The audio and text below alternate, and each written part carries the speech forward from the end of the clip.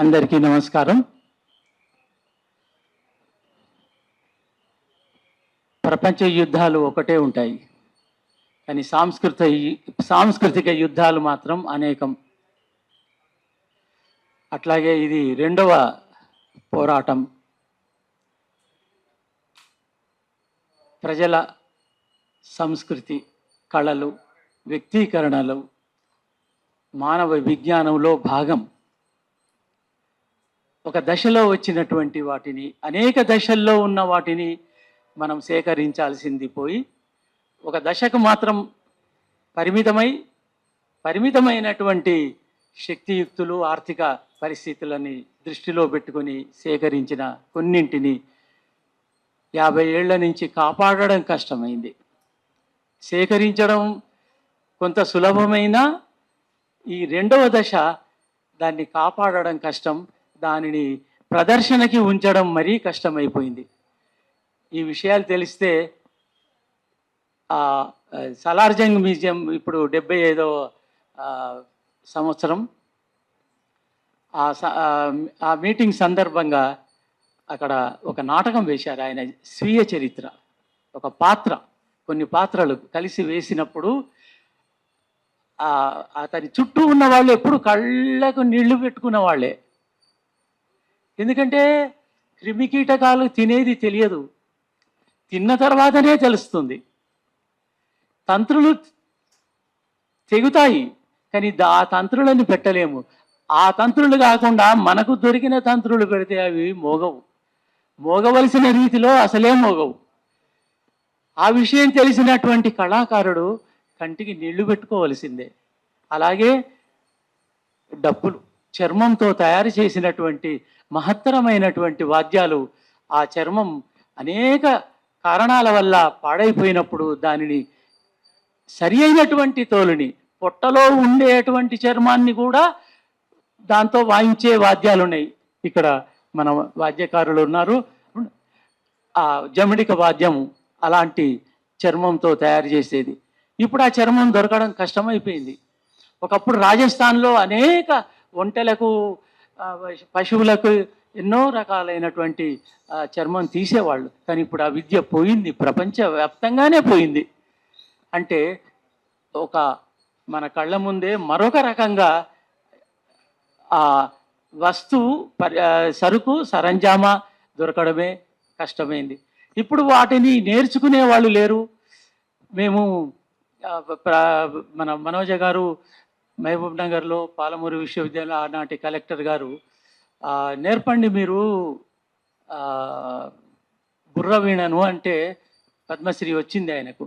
అవి నేర్పుతుంటే సార్ మాకు ఇంకో వాద్యం కావాలి అంటే వాద్యం లేదు, ఒకటే వాద్యం ఉంది, ఎలా నేర్పాలి? శిష్యుడు ఇంకొక వాద్యం వాయిస్తుంటే గురువు చెప్తాడు, గురువు వాయించి చూపిస్తాడు, రెండు ఉండాలి. కానీ ఒక వాద్యమే ఉంది, అది విరిగిపోయి శిథిలమైనటువంటి వాద్యం. దాని వెనక వాద్యం పోతే పర్వాలేదు, కానీ దాని వెనక ఉన్నటువంటి ఒక సంగీత శాస్త్రం, ఒక అద్భుతమైనటువంటి గాన సంప్రదాయం, ఇవన్నీ పోతాయి కదా. చరిత్ర పోతుంది ఒక వాద్యం పోతే, రుంజపోతే విశ్వకర్మల పురాణం పోతుంది. అట్లా కిక్రి వాద్యం పోతే గోండుల చరిత్రే లేదు. ఇవాళటి వరకు ఆ చరిత్రని సేకరించి ఒక దగ్గర పెడితే అవి పోయినా పర్వాలే, కానీ ఆ పని చేయవలసే ఉంది. అంతర్జాతీయ మార్కెట్లో నాకు ఆఫర్స్ వచ్చిన దాంట్లో 50 కోట్ల విలువైన సామాను మన దగ్గర ఉందని మనకు చెప్పబడింది. అంతకైనా కాకపోయినా విలువైనవే ఉన్నాయి. ఈ విలువైన వాటిని ఎస్టాబ్లిష్ చేయడం కోసము 12.5 ఏళ్లుగా కష్టపడుతున్నాము. పౌర సమాజం కలిసి వచ్చింది, రచయితలు, కళాకారులు కలిసి వచ్చారు. ఈ ప్రెషర్ ఇప్పుడు ఈ ప్రభుత్వం మీద పడింది. ప్రభుత్వం కూడా కలిసి వచ్చింది. కలిసి వచ్చినప్పటికీ కూడా కాలం కలిసి రావట్లేదు, ఆలోచనలు కలిసి రావట్లేదు. సాంస్కృతిక అవసరాలు ప్రజలవి, వాటిని రక్షించాల్సినటువంటి ఒక ఇన్స్టిట్యూషన్స్ అవి కలిసి రావడం లేదు. ఎందుకు అని ప్రశ్నించుకోవలసినటువంటి ఈ ఎందుకు అనే ప్రశ్న దగ్గర నుంచి మొత్తం సాంస్కృతిక రంగ చరిత్రని మనం రీరైట్ చేయాల్సినటువంటి అవసరం ఉంది.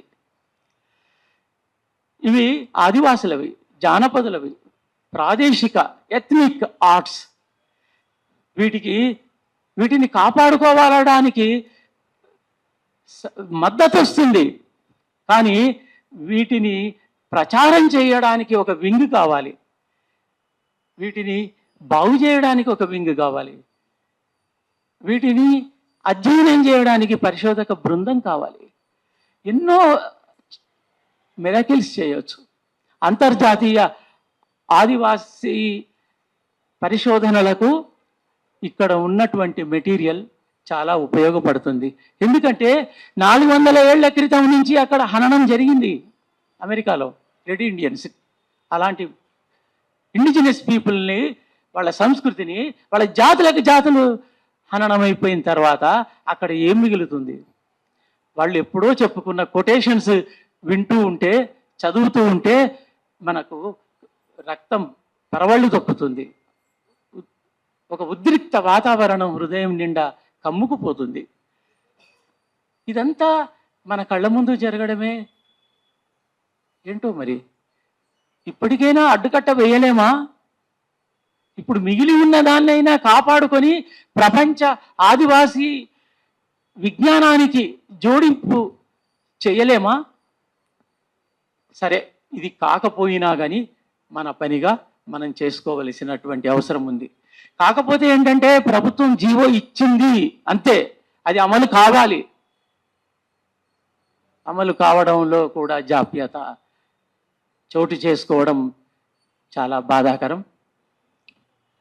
ఈ కళలని సంరక్షించుకోవడానికి మనం చేయవలసినటువంటి కార్యక్రమం, ఒక మేనిఫెస్టో రూపొందించుకోవలసినటువంటి అవసరం ఉంది. వీలైతే మనం ఆ పనిలో నిమగ్నం అవుదాం. అది చేయవలసినటువంటి వాళ్ళు, ప్రభుత్వంతో మాట్లాడవలసినటువంటి వాళ్ళు, నచ్చజెప్పవలసిన వాళ్ళు ఆ విషయాన్ని చూసుకుంటారు. కానీ మనము రచయితలుగా, కళాకారులుగా, ప్రజల పక్షం వహించే వాళ్ళుగా వాళ్ళ అస్తిత్వాన్ని కాపాడడం, వాళ్ళ ఆత్మగౌరవాన్ని కూడా కాపాడడం అవసరమని ఆద్యకళ భావిస్తున్నది. ఇప్పుడు మన ప్రకాష్ అన్నకు స్వాగతం.